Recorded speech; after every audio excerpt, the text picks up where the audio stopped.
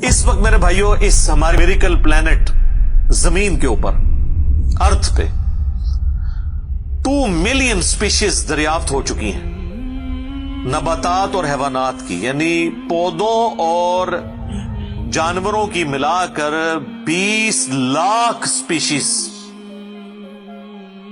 यानी 20 लाख टोटल मखलूक की तादाद नहीं है। उन स्पीशीज में से सिर्फ इंसान एक स्पीशीज है, और इंसान ही 7 अरब के करीब तो है दुनिया में। इस तरह गिनना शुरू करते हैं, इंसान, घोड़ा, कौवा, चील, मुर्गी, खच्चर, यूं आप गिनते चले जाएं। इंसान के अलावा जितने भी इस रुए अर्ज पे आबाद हैं चीजें, चाहे वो जानवरों में से हो, चाहे वो नबातात पौधों में से हो, तो इनकी स्पीशीज 20 लाख हैं, और ये अभी वो हैं जो दरियाफ्त हुई हैं। और साइंटिस्ट हमें बताते हैं कि 1 स्क्वायर इंच भी इस जमीन का ऐसा नहीं जहां पे कोई लिविंग थिंग ना हो। 1 स्क्वायर इंच यानी इंच बाय इंच का जो डब्बा है ना, इतनी जगह भी ऐसी नहीं है जो खाली हो किसी जिंदा मखलूक से। आप ये कहेंगे हवा में कुछ नहीं नजर आ रहा, जनाब ना नजर आने वाली मखलूक है जो खुर्दबीन से आपको नजर आ जाती है। इवन खुर्दबीन के जरिए अगर हम अपने जिस्म पे देखें ना, तो ये बैक्टीरियाज ही बैक्टीरिया नजर आएंगे जो हमारे जिस्म से खुराक हासिल कर रहे हैं, लेकिन अभी देखने में तो नहीं वो नजर आते, बहुत छोटे हैं। 1 स्क्वायर इंच भी ऐसा नहीं है जहां कोई लिविंग थिंग ना हो। तो स्पीशीज की तादाद फिर एक स्पीशीज की किस लेवल तक होगी? सिर्फ इंसेक्ट्स, कीड़े मकोड़े जमीन पे इतने हैं कि जमीन पे बसने वाले हर इंसान को अगर 20 करोड़ कीड़े दे दिए जाएं, यहां 100+ लोग बैठे हुए हैं, आप में से हर एक को मैं कहूं कि 20 करोड़ आपके 20 यानी 200 मिलियन हर बंदे को मैं कीड़े अलॉट करना शुरू करूं और 7 अरब इंसानों को अलॉट कर दूं, तो इससे ज्यादा इंसेक्ट्स हैं सिर्फ रुए अर्ज के ऊपर। ये कैलकुलेटर फेल हो जाएगा, आप जरा 200 मिलियन को मल्टीप्लाई करें 7 बिलियन के साथ। 1 बिलियन जो है ना, वो इतना बड़ा फिगर है कि अगर कोई शख्स 24 घंटे गिनती गिनता रहे, 25 से 30 साल चाहिए 1 अरब गिनती गिनने के लिए। जाहिर है दिन रात में 86,400 सेकंड है, हर सेकंड में भी एक दफा गिने तब भी आप 1 लाख तो पूरा नहीं करेंगे, और बाकी काम भी बीच में करने हैं, वो सब कुछ भी छोड़ दें तब भी आपको इतना टाइम चाहिए। रोजाना 1 लाख दफा भी गिनती आप गिन लें तो कई साल चाहिए 1 अरब पूरा करने के लिए। तो ये 7 अरब इंसान, और हर इंसान को 20 करोड़ 200 मिलियन कीड़े, आप जरा ये कैलकुलेट करें। और ये तो इनकी तादाद है, अभी तो हम ये डिस्कस ही नहीं कर रहे मेरे भाई कि एक स्पीशीज के अंदर अल्लाह ताला ने जो क्वालिटीज रखी हुई है वो क्या है। मैं अक्सर मिसाल देता हूं ड्रैगन फ्लाई की, इंसान को तो छोड़ दें, बहुत कॉम्प्लेक्स है। ये जो हेलीकॉप्टर हम जिसे कहते हैं, एक छोटा सा आप समझ लें कीड़ा है हवा में उड़ने वाला, उसके एक ढेले के अंदर 25,000 आंखें हैं, और आप देख लें वो जिस अंडे से निकलता है ना, वो बाल पॉइंट के नुक्ते जितना अंडा है। जमीन और आसमान की मखलूकात मिलके कोई अंडा ऐसा नहीं बना सकती जिसमें से ड्रैगन फ्लाई निकल आए। मुर्गियां जो अंडे देती हैं, कबूतर जो अंडे देते हैं, उनमें से उनके चूजे निकलना वो तो अनइमेजिनेबल है, वो तो कुछ सोच नहीं सकता। जमीन और आसमान की सारी मखलूकात मिलके एक बीज ऐसा नहीं बना सकती जिसको जमीन में बोया जाए और वो 6 अरब गुना बड़ा दरख्त बन जाए। तो जो काम करने से नहीं हो सकता वो खुद ब खुद कैसे हो सकता है? और इस क्रिएशन का क्लाइमैक्स इंसान है। इंसान पे ही बात की जाए ना तो 1 घंटा चाहिए इंसान को, जो अल्लाह ने क्वालिटीज दी हैं जिसका उसे खुद भी नहीं पता। अच्छा मुझे बताएं, जिन क्वालिटीज का हमें खुद ही नहीं पता कि है हमारे अंदर, तो कितना कोई बेवकूफ होगा कि वो कहे कि ये क्वालिटीज मैंने खुद अपने अंदर रख ली हैं या मेरे माँ बाप ने रखी है। हमारे तो माँ बाप को भी नहीं पता उन चीजों का, आज जो हमें साइंस बता रही है। 1 लाख दफा रोजाना हमारा दिल धड़कता है, 1 लाख दफा, बगैर किसी पंप के, बगैर किसी एक्सटर्नल फ्यूल के। 1 लाख दफा, 1 लाख दफा। اچھا، اور 1,00,000 دفعہ دھڑکنے کے بعد وہ 10,000 لیٹر خون پمپ کرتا ہے ہماری نسوں میں، ہر بندے کے. ایک انسان کے جسم میں جو نسوں کی لینتھ ہے نا، یہ آپ کی جو نروز ہیں، خون کی نالیاں، اس کی لینتھ اتنی زیادہ ہے کہ ایک بندے کی اگر صرف نسیں جوڑی جائیں تو زمین کے 2.5 چکر لگ سکتے ہیں.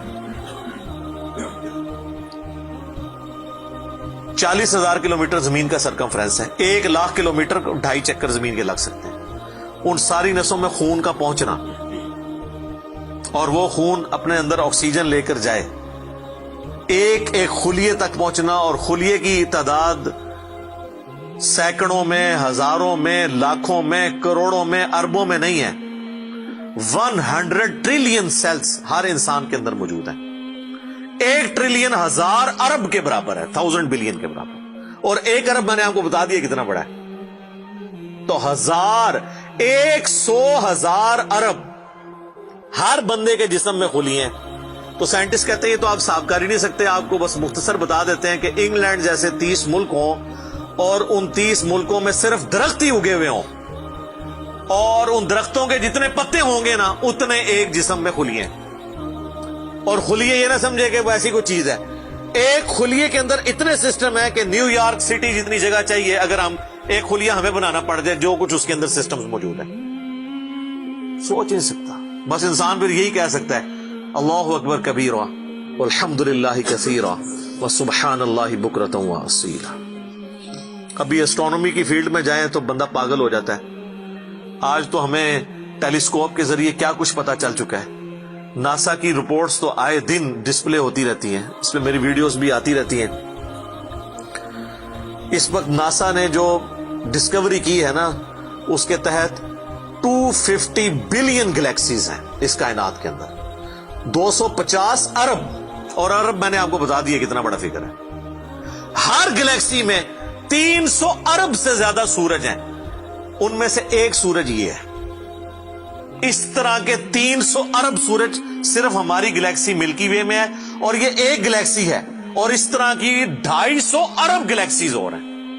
اور یہ سائنٹسٹ کہتے ہیں کہ اتنا بڑا فگر ہے کہ دنیا میں جتنے سمندر ہیں ان کے کنارے پر ریت کے ذروں کی تعداد ہے نا، اس سے زیادہ سٹارز اور پلانٹس اس کائنات کے اندر ہے.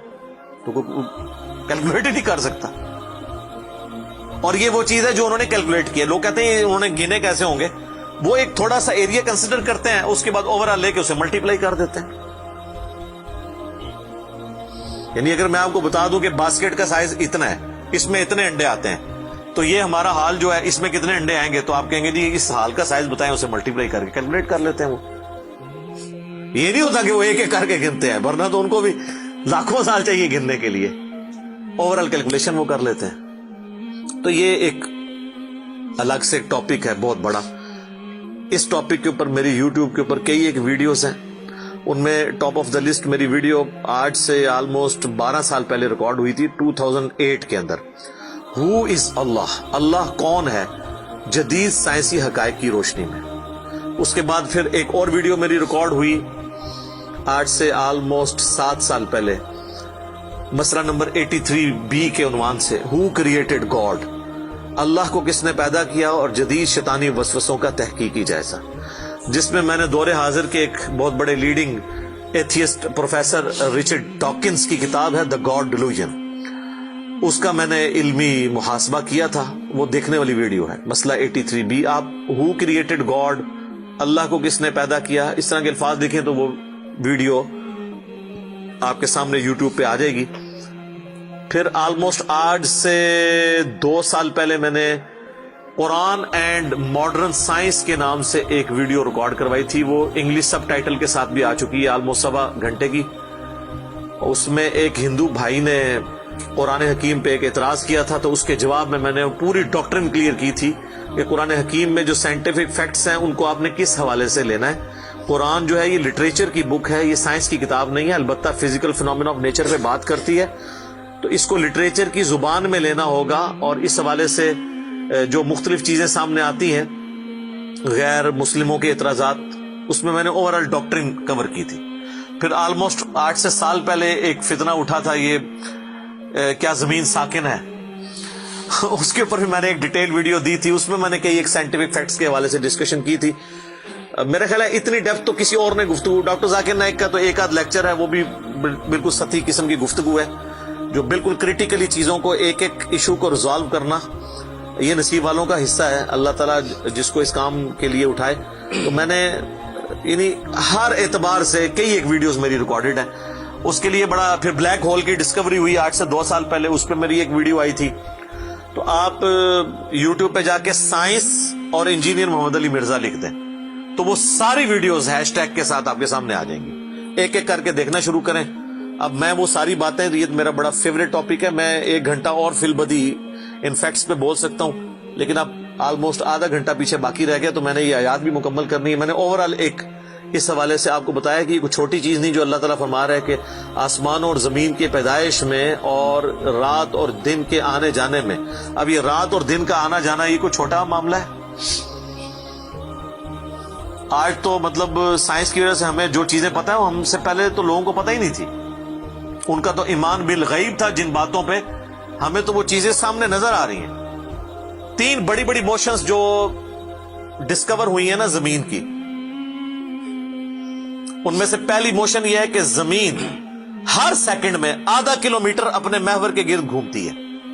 1 سیکنڈ میں آدھا کلومیٹر، جس کی وجہ سے 24 گھنٹے میں ہمارا دن رات مکمل ہوتا ہے. میں ایکویٹر کی بات کر رہا ہوں، اس کے ارد گرد، میں نارتھ اور ساؤتھ پول کی بات نہیں کر رہا ہوں. وہاں تو سورج ود ریسپیکٹ ٹو زمین جو ہے افق کے ساتھ چل رہا ہوتا ہے، وہ الگ معاملہ ہوتا ہے. وہ پھر آپ کو پوری سائنس سمجھانی پڑے گی.